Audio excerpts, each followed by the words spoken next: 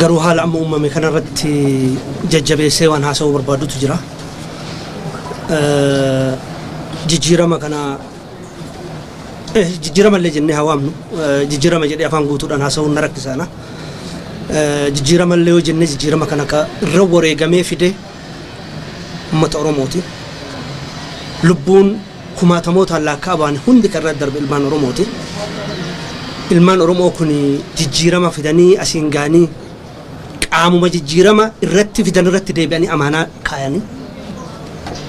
Kuwaa lama baay'ee waa wal faalleessu waan gara nama nyaatullee. Gaddan na dhagamas aariin na dhagamas waan kana yaadu. Humnuma kalees jeesaa ture, humnuma kalees gadadoo keessa jiraachisaa ture. Deebitee rakkoo keessaa na baasuu jette uummanni keenya warra rakkate qabaa jechuudha. Kanama aarsu lubbuun nama darbu qaawa kana Oromoodhaaf humni guutuu dhabamu deebee hiree Oromoodhaa isuma isa balleessu harkatti kufuun har'a deebinee waa'ee aggaammii namoota tokko tokko irratti akaasuuf nu godhe. Osoo gaafa jijjiiramni dhufu sun Oromoon humni kunillee qooda keessaa fudhatu humnoonni biraallee aangoo caasaa mootummaan amma gubbaa hagaa dakaa harkaa qabu kana ka bulchiisaa kana geennaa hunda yeroo ce'umsaati jedhame qixa hundumtuu qabatee hundumtuu wal to'ate hayyoonni Oromoon itti amanu ce'umsa kana keessaa itti gaafatama gorsa osoo hin taane faqoo laaluu osoo hin taane qooda kana humni wareegamni uummataa gaggeeffame sun odoo kanaan xumuramee jiraate har'a aggaammii namarratti isaan tuffiidhaan raawwatan kun hin dhufu ture dhugaa dubbachuudhaaf. Kuni dogoggora hundi keenya waamne finne jechuudha. Har'a mootummaa qofaaf miti aggaammii kana kennan. Sababni isaa mirga hagasi kennineef silaa galataan mootummaan kun waan uummanni barbaadu hojjetee uummata kana gara mootummaa uummataatitti ceesisee gara diimokiraasii dhugaa biyya gaarii uummanni barbaadu sanii ceesisee galataan mootummaa fi dhaaba seenaa ta'ee manatti galuudhaan jaalala uummataa horatu isarra ture. Hiree kana of dabarse mootummaan kun. Kanarraa barataan jiru jechuudha.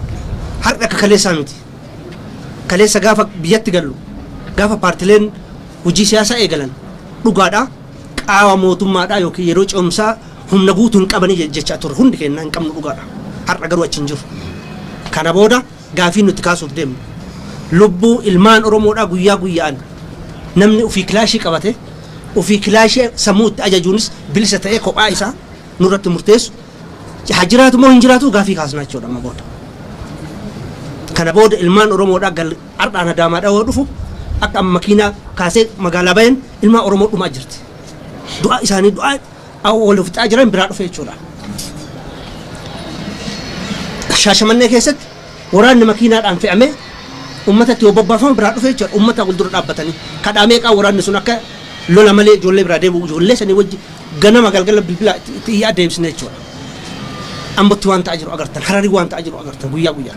As teennee interviyuu kenninu asitti sagaleen dhageenyu hundi keenya. Sagalee mormii kun deemee gara du'aatti jijjiiramaa jechuudha. Kabajni ilma namaatiif kennamu hin jiru waan ta'eef. Humni qawwee to'ataa jiru kophaa isaa akka barbaade godhaa jira waan ta'eef.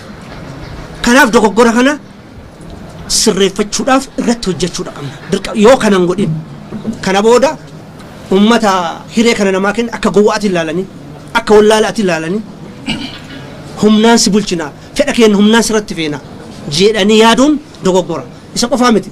Sababa mootummaan amaanaa itti kennan akkana yaaduuf uummanni biraa cinaa Oromoo jiraatota Oromoo tuffatee ajjeesuudhaaf itti lafaa ka'uudhaaf sodaa agarsiisaa hin jiru. Kabaja agarsiisaa hin jiru. Kana kafidde dogoggora Oromoo yookiin dogoggora uummata saniitii miti. Akka mootummaan itti nu hoogganaa jiru, itti nu bulchaa jiru. Ilaalcha fedhe qaamni mootummaadhaa iljannoo siyaasa mataa isaa qabaachuu danda'a. Ilaalcha isaan alaatiifis kabaja qabaachuu qaba mootummaan kun. Akka isaa itti yaadanitti namni biraa yaaduun dirqamaa miti.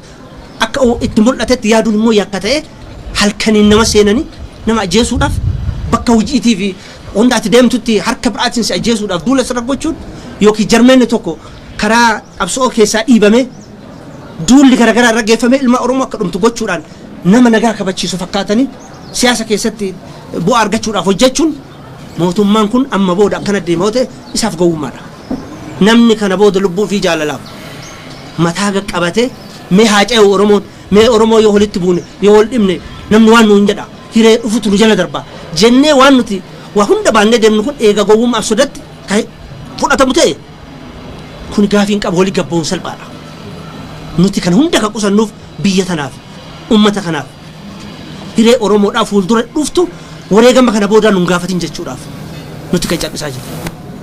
kanaaf mootummaan gadi qabee laaluu barbaachisan nu qofaa miti jarmaa siyaasaa irraati miti xiyyeeffannaan mootummaa keessa warreen madaa ummataa kana qoddatan warroonni dhugaaf dhaabbatan dhugaaf dubbatan doorsifamaa jiru ajjeechaa lubbuutiif doorsifamaa jiru mootummaa keessatti ODP keessatti odoo nafin kan uummanni Oromoo beekuudha qaba. humni akkasii ilaalcha akkasii kun badhachaa Oromoo keessatti guddachaa dhufaa jira waan ta'eef bakka hundaa ka jiru ka uummataa dhukkubsatu akka jiru uummanni keenya beekuu qaba jechuudha. kana booda nutis duubatti hin deebinu. ummataa wanti dhaabu hagaa nuti furmaata waan kanaa yeroo gabaabaa itti goonu karaa haga nu qabsiifnu wareegama nama itti bahii fincilaa fi wareegama nuti kafallu maal ta'uu isaa odoo sirriitti murteessine irratti waliin galin wareegama guyyaa guyyaan bakkatti kennamu kun humna qabsoo kennamiidha. hiree kenna boruu dadhabsiisa. kanaafi haga sagantaadhaa fi karoora qindoomina jabaadhaan warri murannee irra hojjetaa jiru sanii deebinu wareegama irraa gabaabbadhaa.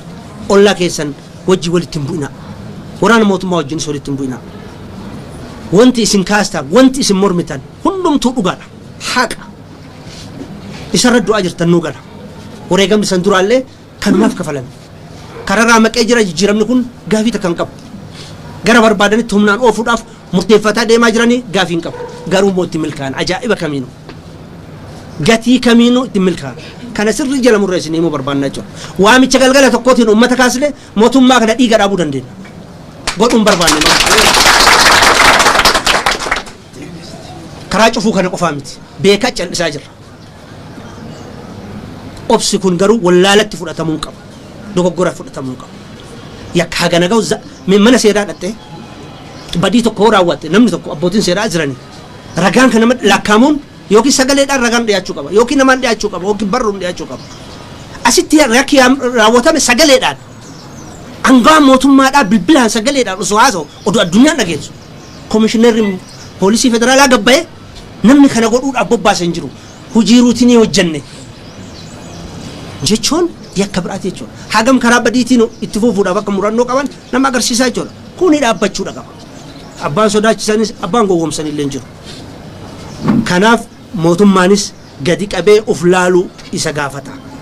nuti ka callisaa jirruuf angoo kophaa isaatti qabatee biyya akka barbaade isaa godhu laalaa wanti jirruuf gaafiin kaasnu waan hin jirreefi miti. humna har'a qabnu waan hin beekneefi miti. mee haga filannoodha humnummaan kun nagaan nu haa ga'u. filannoo yoo ga'e ummanni abbaa barbaade filata gaafsa ummanni mootummaa mataa isa argataa jennee waan amanneef. nu kana qofaa miti fincila kaasuu barbaachisa mootummaa kana irratti akkaataa filannootti ittiin deemaa jirru mataa isaa mootummaa kana angurraa kaasu.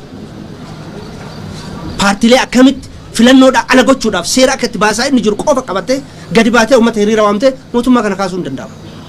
garuu mariidhaan yoo godha irra caalaa wayya. gattaa'anii hir'ina jiru walii himan irra caalaa wayya. haalaaf fatwaa jabaatu karama seera amma jiruutiin deemanii rakkoo jiru furatan wayya.